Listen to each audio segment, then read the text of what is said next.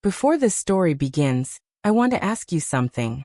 If you've ever felt unseen in a relationship, if you've ever stayed quiet to keep the peace, or if you've ever wondered how one ordinary day can quietly change everything, then take a second to subscribe to this channel. These stories aren't just entertainment, they're reflections. And you don't want to miss the ones still coming. Now, let me tell you how the strangest turning point in my marriage began. I never imagined the moment that would change everything would arrive so quietly. No warning. No dramatic argument. No slammed doors or raised voices.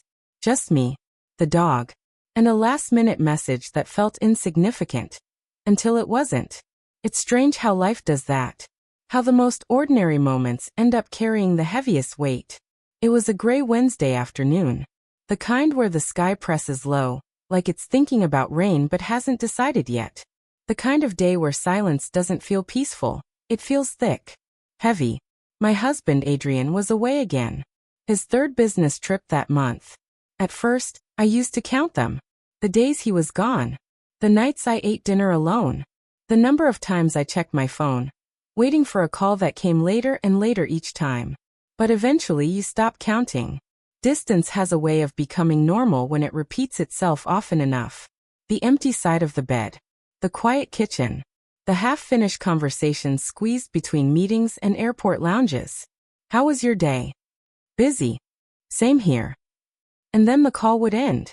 I didn't even realize how much I had faded into the background of my own life. Until someone noticed. But I'm getting ahead of myself. That afternoon, the only one who refused to accept Adrian's absence was Cooper. Our golden retriever. If you've ever had a dog, you know they feel time differently than we do. They don't understand schedules or explanations. They just know who belongs where. And Cooper believed Adrian belonged at home. All morning, he hovered near the front door. Every passing car made his tail twitch. Every sound outside lifted his head with hope. He kept waiting for footsteps that weren't coming. Not for another 4 days. I remember watching him from the couch, feeling a strange ache in my chest. It was easier for him to show what he missed. I had learned how not to. Then my phone buzzed. A single vibration that broke the stillness of the room. Hey, quick favor. I sat up straighter without realizing it. Even a short message from him had that effect on me. Derek's at the door. I told him he could take Cooper to the lake for the weekend. Hope that's fine. I frowned at the screen.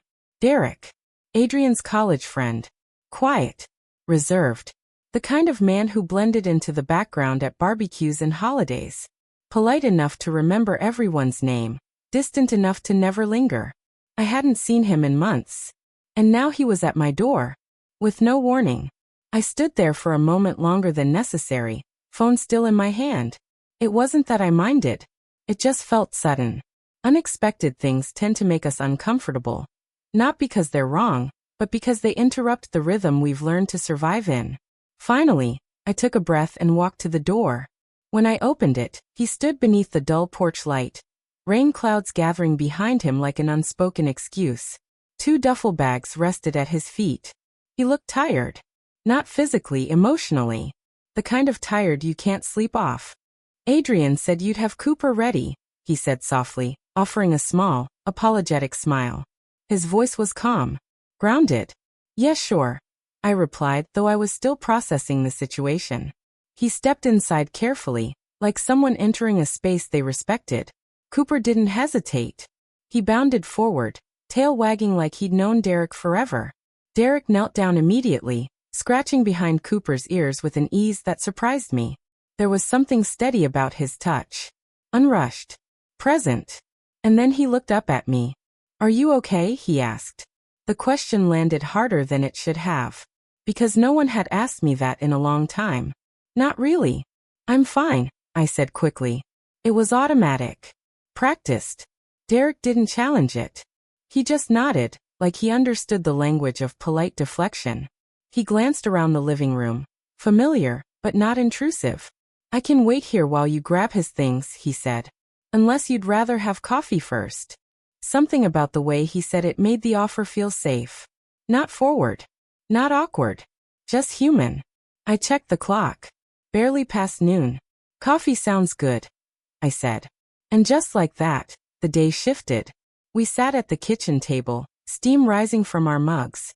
The house felt different with another adult presence, less hollow. Cooper curled up beneath us, already content with his unexpected companion. For the first time, Derek and I actually talked. Not small talk. Not polite updates. Real conversation. He told me he'd recently gone through a divorce. He didn't dramatize it. Didn't complain. He said it quietly, like someone still learning how to say the words out loud. I noticed the way his shoulders held tension, even while sitting still. Grief has posture. When it was my turn, I shared pieces of my own truth. Not everything, just enough. The growing distance. The silence. The feeling of becoming a routine instead of a person. He didn't interrupt. Didn't rush to fix it. He listened. Really listened. I don't think you're invisible, he said gently. I think you've just been quiet for too long. Something inside me shifted. Not dramatically. Not all at once. Just enough to feel it. Outside, rain began tapping against the windows. Soft at first. Then steadier. The sky finally making up its mind. Cooper whimpered at the sound of distant thunder and pressed against Derek's leg. Guess the lake trip's postponed, I said, trying to sound light. I can wait it out, Derek replied. Cooper doesn't like thunder. Neither did I. But I nodded anyway. Time moved differently after that. The storm slowed everything down. I cooked pasta, simple, comforting. Derek helped without being asked. He didn't take over. Didn't hover. He moved through the kitchen like someone who knew how to share space. There was a strange peace in it. The quiet teamwork of two people who didn't owe each other anything. When our hands brushed while clearing plates, we both froze. Just for a second. Then he stepped back immediately. Careful. Respectful. It meant more than he probably realized. Later, as the storm deepened, I offered him the guest room. He hesitated at the bottom of the stairs. Can I ask you something? He said. Sure. What if Adrian doesn't see you anymore? He asked carefully. Because someone else is supposed to? The words landed like distant thunder, soft, but impossible to ignore. I opened my mouth. Nothing came out. He looked regretful instantly. I shouldn't have said that, he murmured. Forget it. Long day. I nodded and went upstairs. But sleep didn't come. Not because Derek was downstairs, but because his question wouldn't let go.